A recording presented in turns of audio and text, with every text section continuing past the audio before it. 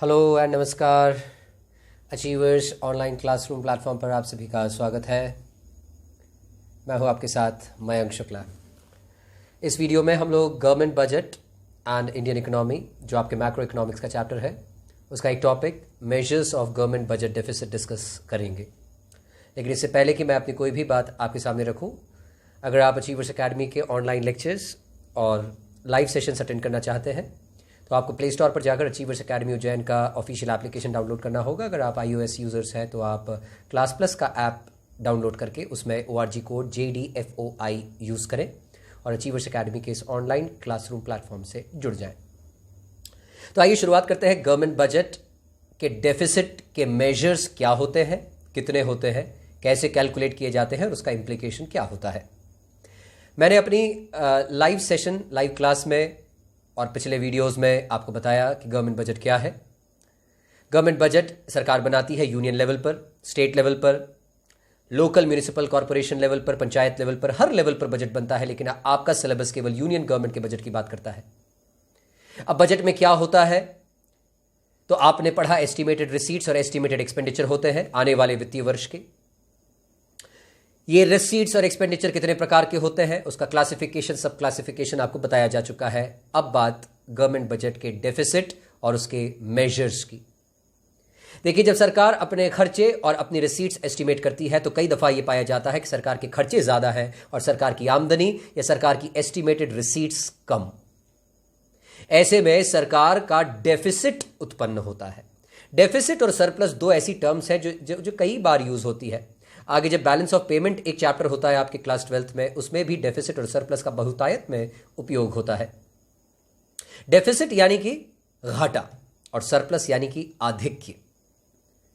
हम जब कहते हैं गवर्नमेंट बजट डेफिसिट यानी कि सरकार के एस्टिमेटेड खर्चे ज्यादा है और सरकार की एस्टिमेटेड रिसीट्स कम।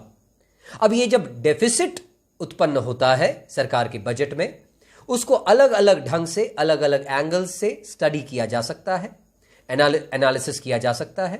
और इसलिए there are 3 measures of government budget deficit जो हम आज इस वीडियो में डिस्कस करने जा रहे हैं।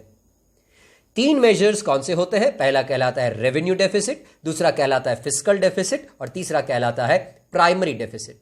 या आपके मेरे जैसे लोग जो रिसर्च करते हैं, जो एजुकेशन फील्ड से जुड़े हैं, या कई सारे फाइनेंशियल इंस्टीट्यूशंस हैं, कई सारी रिसर्च इंस्टीट्यूशंस हैं, या इनफैक्ट जो सरकारी नुमाइंदे हैं या सरकार स्वयं ये मेजर्स कैलकुलेट करती है, इसका एनालिसिस करती है और एनालिसिस करने के बाद जो भी महत्वपूर्ण स्टेप्स लेना होते हैं वो कदम उठाती है।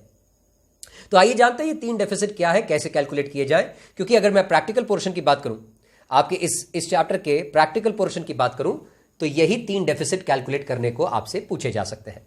My topic is measures of government budget deficit, and as I told you, there are 3 types of deficit. Number 1 is called as revenue deficit. Number 2 is called as fiscal deficit, and number 3 is called as primary deficit. I will start with the first one, revenue deficit. कैसे calculate किया जाए और ये क्या होता है। देखिए, formula रटना नहीं है, चीजों को समझिएगा। रेवेन्यू डेफिसिट अगर डिफाइन करने की बात कोई कहे कि रेवेन्यू डेफिसिट का मतलब क्या, तो revenue deficit is nothing but excess of revenue expenditure of government over its revenue receipts. और इसी परिभाषा से इसका फॉर्मूला बन जाता है revenue expenditure minus revenue receipts. Now you all understand what are revenue expenditure, जो रोजमर्रा के रेकरिंग नेचर के सरकार के खर्चे हैं। इसका आपने सब क्लासिफिकेशन भी पढ़ रखा है। वैसे ही रेवेन्यू रिसीट्स जो आपके रोजमर्रा की रेकरिंग नेचर की सरकार की रिसीट्स है, आमदनियां हैं।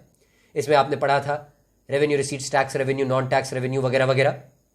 ना अगर सरकार के रेवेन्यू एक्सपेंडिचर्स ज्यादा है और सरकार की रेवेन्यू रिसीट्स कम है तो सरकार का डेवलप होता है रेवेन्यू डेफिसिट। कुल मिलाकर बात बहुत स्पष्ट है कि सरकार के रोजमर्रा के खर्चे ज्यादा हैं और सरकार के रोजमर्रा के खर्चे कवर करने के लिए सरकार की रोजमर्रा की रिसीट्स इतनी नहीं है, यानी कि सरकार का बजट में रेवेन्यू डेफिसिट है। और यह इंडिकेट करता है कि जब रेकरिंग नेचर के खर्चे ज्यादा हैं, रेकरिंग नेचर के रिसीट्स कम हैं, सरकार कहीं ना कहीं डिसेव कर रही है, सरकार की डिससेविंग्स हो रही हैं। जैसे अभी इस वक्त अगर मैं लॉकडाउन, कर्फ्यू पीरियड या इस कोरोना महामारी पैंडेमिक की बात करूं तो each and every one of us is dissaving. We are using our past savings and utilizing that money to cover up the expenditure that we are incurring in our day-to-day lives. The thing is, ये जब recurring nature के खर्चे ज्यादा होंगे, recurring nature की आमदनी कम, तो सरकार को होगी डिस सेविंग्स। और तो और जब सरकार की डिस सेविंग्स होंगी या सरकार के रेवेन्यू नेचर के खर्चे बढ़ जाएंगे, तो ये खर्चे सरकार कवर कहां से करेगी? एकमात्र उपाय है, सरकार कहीं ना कहीं रेवेन्यू रिसीट्स प्लान करेंगी। सरकार कहीं ना कहीं पैसा बोरो करने के बारे में सोचेगी, या सरकार अपने किसी असेट को बेचने के बारे में सोचेगी। आपको याद है, कैपिटल रिसीट्स बोलते ही उन्हें हैं जिनसे या तो लायबिलिटी बढ़ती है या फिर असेट्स कम होते हैं। तो सरकार या तो पैसा बोरो करेगी, या हो सकता है सरकार अपने असेट्स बेचे, यानी कि डिसइन्वेस्टमेंट करे। डिसइन्वेस्टमेंट करके हो सकता है सरकार अपने रेवेन्यू नेचर के एक्सपेंसेस को कवर अप करने की कोशिश करेगी। लेकिन इसका एक बहुत सीरियस इंप्लीकेशन हो सकता है जब सरकार ये कैपिटल रिसीट्स और खासतौर पर जब पैसा बोरो करने के बारे में सोचेगी, तो इकोनॉमी में इन्फ्लेशनरी प्रेशर्स डेवलप हो सकते हैं।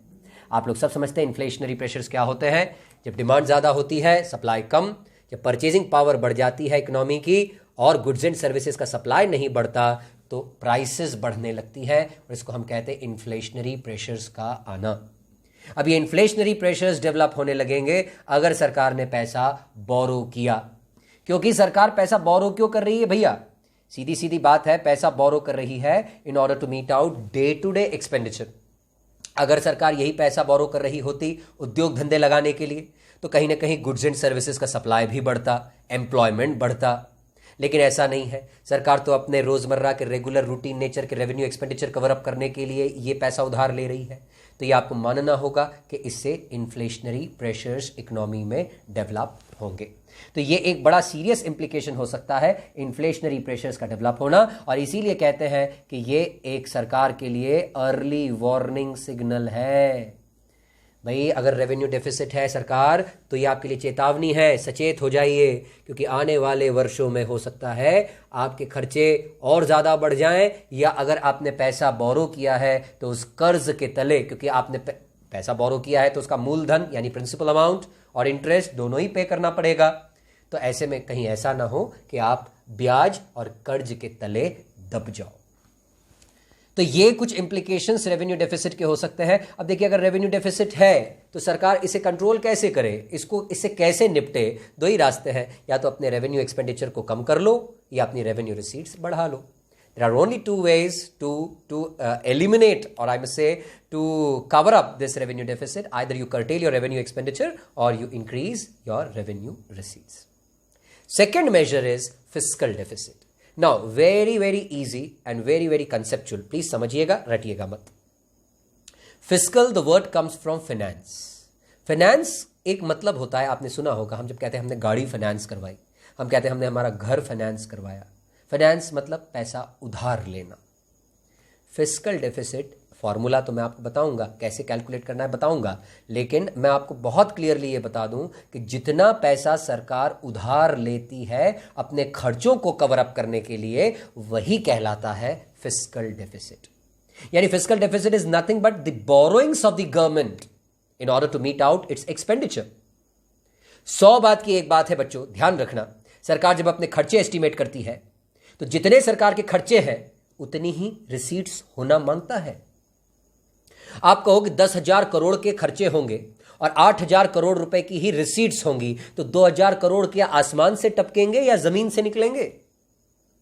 कहीं ना कहीं 2,000 करोड़ जो ये कम पड़ रहे हैं, इसका बंदोबस्त सरकार को करना पड़ता है। और सरकार इसका बंदोबस्त अगर पैसा बोरो करके कर रही है, डेट लेकर कर रही है, तो कितना लेना पड़ा कर्जा, वही तो कहलाता है वित्तीय घाटा, यानी कि fiscal deficit. How do you calculate fiscal deficit? See, fiscal deficit is calculated as आपका टोटल एक्सपेंडिचर, गवर्नमेंट का जितना भी टोटल एक्सपेंडिचर है। टोटल एक्सपेंडिचर जब मैं कहता हूं इसमें रेवेन्यू और कैपिटल दोनों आ गए क्या? हाँ जी। टोटल एक्सपेंडिचर में से आपने माइनस करना है टोटल रिसीट्स। लेकिन टोटल रिसीट्स में एक विशेष प्रकार की रिसीट इंक्लूड नहीं करना है, और वो विशेष प्रकार की receipt is nothing but borrowings. Total receipts except borrowings आप माइनस कीजिए, क्योंकि बोरोइंग्स भी एक प्रकार की रिसीट है क्या? हाँ जी। कैसी रिसीट है सर? ये कैपिटल रिसीट है। ये कैपिटल रिसीट ऐसी है जिससे कि लायबिलिटी बढ़ती है, तो वो छोड़िए, उसके अलावा जितनी रिसीट्स है वो माइनस कीजिए। किसमें से? टोटल एक्सपेंडिचर में से, क्योंकि टोटल एक्सपेंडिचर ज्यादा है, टोटल रिसीट्स एक्सेप्ट बोरोइंग्स कम है, तभी तो आपको डेफिसिट आया है। भाई डेफिसिट का मतलब है ना खर्चा ज्यादा आमदनी कम। So how do you calculate कि सरकार को कितना पैसा बोरो करना पड़ा? तो you will calculate it as total expenditure minus total receipts except borrowings. आप जब ये माइनस करोगे टोटल रिसीट्स एक्सेप्ट बोरोइंग्स, तो आपको मिलेगा एक्चुअली क्या कि कितना पैसा बोरो करना पड़ा। मैं एक और टर्म इसके लिए यूज कर सकता हूं, डोंट से एक्सेप्ट बोरोइंग्स, बल्कि I can say except debt creating receipts. Except debt creating receipts, ऐसी रिसीट्स जिनसे कि डेट क्रिएट होता हो वो माइनस कीजिए, तो आपको मिल जाएगा fiscal deficit, which is nothing but आपको कितना पैसा बोरो करना पड़ा या पड़ेगा। मैं आपको बताऊं, जब सवाल आएंगे आपको, जब न्यूमेरिकल क्वेश्चंस आएंगे, तो इस न्यूमेरिकल क्वेश्चंस में आपको जब फिस्कल डेफिसिट कैलकुलेट करने को पूछेंगे, और हो सकता है सवाल में आपको बोरोइंग्स का अमाउंट डायरेक्टली गिवन होगा, तो आप अलग से कैलकुलेट करते मत बैठना। ये बोरोइंग्स ही क्या है आपका? Fiscal deficit. फिस्कल डेफिसिट का मतलब आपको समझ में आ जाना चाहिए, फॉर्मूला रटिएगा मत। फॉर्मूला तो है total expenditure minus total receipts except borrowings, लेकिन व्हाट इट इज एक्चुअली सरकार को कितना पैसा उधार लेना पड़ा, उसी को कहते हैं फिस्कल डेफिसिट, यानी कि हिंदी में वित्तीय घाटा। अब देखिए, जब फिस्कल डेफिसिट होगा तो फिस्कल डेफिसिट का इंप्लीकेशन क्या होगा? अगर सरकार के फिस्कल डेफिसिट है और बहुत तगड़ा है, अगर मैं प्रैक्टिकली बात करूं तो हमारे देश में फिस्कल डेफिसिट काफी ज्यादा होता है।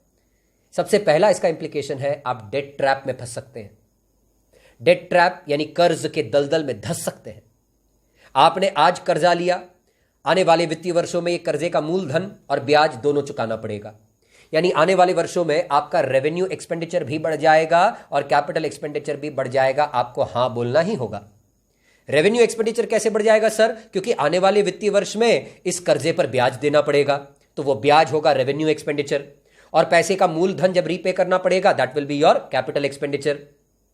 तो ये दोनों आने वाले वित्तीय वर्ष में बढ़ जाएंगे। हो सकता है आने वाले वर्षों में भी इतनी आमदनी ना हो, तो आप फिर से कर्जा लोगे। कर्जा यानी मूलधन और ब्याज फिर चुकाना पड़ेगा, मूलधन ब्याज फिर चुकाना पड़ेगा, यानी हो सकता है फिर से कर्जा, कर्जा ब्याज, ब्याज कर्जा, ब्याज कर्जा, कर्जा ब्याज, कर्जा ब्याज। ये आप ट्रैप में फंस जाओगे। You will be struck into the vicious circle, that means never ending circle of this debt. So first implication of having a high fiscal deficit is debt trap में फंस सकती है हमारी इकोनॉमी। इसके अलावा दूसरा तो है ही, आपको जैसे अभी थोड़ी देर पहले पढ़ा था हमने, इन्फ्लेशन आ सकता है। इन्फ्लेशन कैसे आ सकता है जी? फिर वही बात, अगर आप पैसा बोरो करोगे तो उससे मनी सप्लाई बढ़ जाएगा, मनी सप्लाई बढ़ जाएगा यानी परचेजिंग पावर बढ़ जाएगी, परचेजिंग पावर बढ़ जाना यानी डिमांड बढ़ जाना, और डिमांड बढ़ जाना यानी कि डिमांड बढ़ जाए, सप्लाई ना बढ़े तो प्राइसेस का क्या होगा? बढ़ेंगे, इन्फ्लेशन आ सकता है। तीसरा इंप्लीकेशन क्या हो सकता है जी? भाई आपका दूसरे देशों पर यानी फॉरेन कंट्रीज पर डिपेंडेंस बढ़ सकता है, क्योंकि कई बार सरकार जो है विदेशी कंट्रीज से पैसा बोरो करती है, विदेशी संस्थाओं से पैसा बोरो करती है। ऐसे में हम उन पर डिपेंडेंट हो जाते हैं, उनका इंटरफियरेंस बढ़ जाता है, वो लोग दखल करने लगते हैं हमारे अफेयर्स में, और यह हमारे देश के लिए खतरनाक साबित हो सकता है। इसलिए foreign dependence is the next implication that foreign deficit can have on our economy, on government, on the country. And no doubt, fourth and the last is, ये fiscal deficit आपकी growth को भी affect करता है. It hampers growth also. भाई आप पैसा बोरो कर रहे हो, पैसा बोरो करोगे, मनी सप्लाई बढ़ जाएगा, इन्फ्लेशन बढ़ जाएगा, आने वाले वित्तीय वर्ष के खर्चे बढ़ जाएंगे, आने वाली जनरेशन, फ्यूचर जनरेशन को क्या देकर जाओगे? कर्ज, और कर्ज का ब्याज। कितने बोझ बढ़ जाएंगे हमारी इकोनॉमी पे। फ्यूचर जनरेशन कर्जा चुकाने के बारे में सोचेगी कि डेवलपमेंट के बारे में सोचेगी? कहीं ना कहीं इकोनॉमी की ग्रोथ भी सफर करेगी, और इसलिए फिस्कल डेफिसिट का चौथा इंप्लीकेशन है, it hampers the future growth also. Now if I ask you, ये फिस्कल डेफिसिट अगर है तो फिस्कल डेफिसिट को फाइनेंस कहां से करवाया जाए? तो there are basically two sources और two options from where government can finance this fiscal deficit. Number one is borrowings. Borrowings कहां से? पब्लिक से हो सकती है, जिसको हम नेशनल डेट कहते हैं, पब्लिक डेट कहते हैं। विदेशों से हो सकती है, विदेशी सरकार, विदेशी संस्थाओं से हो सकती है, वर्ल्ड बैंक है, IMF है, वगैरह वगैरह। और दूसरा और बड़ा इंपॉर्टेंट सोर्स है जिसको सरकार यूज भी करती है, और इससे पहले वाले कुछ समय की अगर मैं बात करूं, हाल फिलहाल हम अगर अप्रैल 2020 में जी रहे हैं, तो मैं आज से 1-2 महीने पहले की बात करूं तो सरकार ने ऐसा किया भी है, गवर्नमेंट ऑफ इंडिया ने, डेफिसिट फाइनेंसिंग। डेफिसिट फाइनेंसिंग यानी कि सरकार RBI के पास जाती है, सेंट्रल बैंक के पास जाती है और कहती है कि RBI तुम्हारे पास तो है एक ऐसी मशीन जिससे होती है नोट की छपाई, तो जरा छाप छाप के दो ना, नई करेंसी प्रिंट करके दो, हम तुमको बदले में हमारी गवर्नमेंट सिक्योरिटीज दे रहे हैं, तुम इनको सिक्योरिटी के तौर पर रखो और हमको पैसा प्रिंट करके दो। हम इस पैसे को खर्च करेंगे, हमारे खर्चे कवर अप करेंगे, क्योंकि सरकार को फिस्कल डेफिसिट हुआ है। अच्छी बात नहीं है। ज्यादा डेफिसिट फाइनेंसिंग कंट्री को इन्फ्लेशन में जकड़ सकता है। लेकिन क्या करें, सोर्स तो है, दो सोर्सेज हैं, एक तो बोरोइंग या फिर RBI से नई करेंसी प्रिंट करने के लिए कहना, which is called as deficit financing. It will be discussed in detail in the chapter money and banking. फिलहाल के लिए याद रखिए डेफिसिट फाइनेंसिंग क्या है। तो ये दो सोर्सेज से फिस्कल डेफिसिट को फाइनेंस करवाया जा सकता है। तीसरा और अंतिम मेजर हमारे गवर्नमेंट बजट डेफिसिट का है प्राइमरी डेफिसिट। प्राइमरी डेफिसिट बहुत ध्यान से सुनिएगा, एकाग्रचित्त होकर सुनिएगा, आपको समझ में आएगा। आमतौर पर बच्चों को ये समझ में नहीं आता, प्राइमरी डेफिसिट का सिर्फ फॉर्मूला रट लेते हैं, लेकिन वो क्या होता है वो मैं बताता हूं। प्राइमरी डेफिसिट यानी कि सरकार को जो पैसा उधार लेना पड़ा, बहुत ध्यान से सुनिएगा, अपने ध्यान को भटकने मत दीजिएगा। सरकार को जितना पैसा उधार लेना पड़ेगा, यानी उसको हम कह सकते हैं सरकार का फिस्कल डेफिसिट, जो अभी अभी मैंने बताया। जितना पैसा उधार लेना पड़ेगा वो फिस्कल डेफिसिट है। इसमें से अगर मैं पिछले सालों की बोरोइंग्स का इंटरेस्ट पेमेंट माइनस कर दूं, interest payment on previous borrowings, previous years borrowings, पिछले सालों में जो पैसा बोरो किया होगा उसका ब्याज इस साल देना पड़ा होगा, वो अगर मैं माइनस कर दूं तो मुझे मिलता है primary deficit. Now what it is actually, please ध्यान से सुनिए। प्राइमरी डेफिसिट बताता है कि सरकार को इस वर्ष जितना कर्ज लेना पड़ा, जितने कर्ज का चोला ओढ़ना पड़ा, उसमें कितना योगदान पिछले सालों की बोरोइंग्स का है। यानी इस साल जो कर्ज लिया, उस कर्ज में कितनी सजा पिछले सालों के पाप की है। पिछले साल के पाप मतलब पिछले साल की बोरोइंग्स, पिछले साल की बोरोइंग्स का देना पड़ा इस साल ब्याज, इस साल का पिछले साल की बोरोइंग्स का चूंकि इस साल देना पड़ा ब्याज, हो सकता है इस ब्याज की वजह से हमको उधार लेना पड़ा हो। भाई अगर मैं कह दूं, फॉर एग्जाम्पल से समझिएगा, primary deficit is equals to 0। Primary deficit equals to 0 कब होगा बोलो? जब फिस्कल डेफिसिट और इंटरेस्ट पेमेंट दोनों बराबर होंगे। हाँ बोलो, क्योंकि फिस्कल डेफिसिट में से माइनस कर रहे हो इंटरेस्ट पेमेंट, अगर दोनों बराबर हैं तो प्राइमरी डेफिसिट वुड बी 0। इसका क्या मतलब है? आपको इस साल जो कर्जा लेना पड़ा है ना, वो पूरा का पूरा इसलिए लेना पड़ा क्योंकि तुमने पिछले साल बोरोइंग्स की थी और उन बोरोइंग्स पर इस साल लगा है ब्याज, तो उस ब्याज की वजह से इस साल फिर से लेना पड़ा है तुमको कर्जा। यानी पूरी सजा, ये जो तुमको कर्ज की सजा, कर्ज लेने की सजा मिली है, वो पूरी की पूरी सजा पुराने पापों की वजह से है।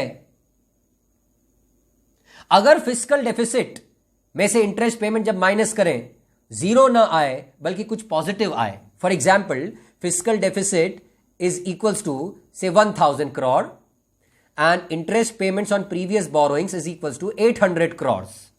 What would be the primary deficit? 200 crores. Now 200 crores का primary deficit is indicating what? It is indicating कि जो आपको इस साल 1000 करोड़ का कर्जा लेना पड़ा है उसमें 800 करोड़ तो पुराने पापों की सजा है और 200 करोड़ इस साल की सजा है। यानी इस साल के खर्चे भी निश्चित ज्यादा रहे होंगे, रिसीट्स कम रही होगी, इसलिए 200 करोड़ तो जो कर्जा लिया है वो इस साल के खर्चों के बाबत लिया है और 800 करोड़ आपको पुराने पापों की सजा मिली है। ऐसा कहते हैं जीरो और लो प्राइमरी डेफिसिट।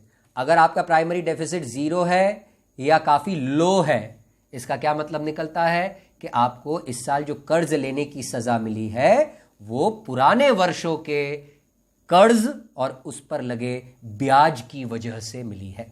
यानी जो प्रीवियस बोरोइंग्स के इंटरेस्ट कमिटमेंट्स हैं, they have forced government to borrow in this year also. So this is what is called as प्राथमिक घाटा या primary deficit. How will you calculate? Don't रटोफाई, इसको रटना नहीं। आपके फिस्कल डेफिसिट यानी जितना पैसा सरकार ने लेना पड़ा है उधार या लेना पड़ेगा उधार, उसमें से माइनस करना है पिछली बोरोइंग्स का इंटरेस्ट। उससे मालूम पड़ेगा कि कितनी सजा हमको इस साल के पापों की मिली है और कितनी सजा पुराने वर्षों के कर्ज की वजह से इस साल मिली है। So these were 3 deficits. Primary deficit जो लास्ट में पढ़ा, इससे पहले फिस्कल डेफिसिट यानी कितना पैसा उधार लेना पड़ेगा, और उससे पहले पढ़ा रेवेन्यू डेफिसिट, रेकरिंग नेचर के खर्चे जब ज्यादा हों और रेकरिंग नेचर की रिसीट्स कम। तो ये गवर्नमेंट बजट के 3 डेफिसिट्स आपके प्रैक्टिकल पोर्शन के लिए इंपॉर्टेंट है। आई होप आपको समझ में आए होंगे। तो फिलहाल इस वीडियो में यहीं तक। आप लोग घर पर रहिएगा, सुरक्षित रहिएगा, स्टे हैप्पी, स्टे ब्लेस्ड। और ये वीडियो अगर आप भविष्य में देख रहे होंगे, जब ये पैंडेमिक समाप्त हो रहा होगा, हो चुका होगा, तो अपने आप को लकी समझिएगा और ईश्वर को धन्यवाद जरूर दीजिएगा कि हमको एक बहुत बड़ी महामारी से ईश्वर ने बचा लिया। हाल फिलहाल देखने वाले बच्चे, आप सभी से प्रार्थना करूंगा, घर पर रहिएगा, सुरक्षित रहिएगा। मैं आप सभी के लिए प्रार्थना करूंगा। अचीवर्स ऑनलाइन क्लासरूम प्लेटफॉर्म में जुड़ने के लिए आप सभी का शुक्रिया। Thank you so much. Have a nice day.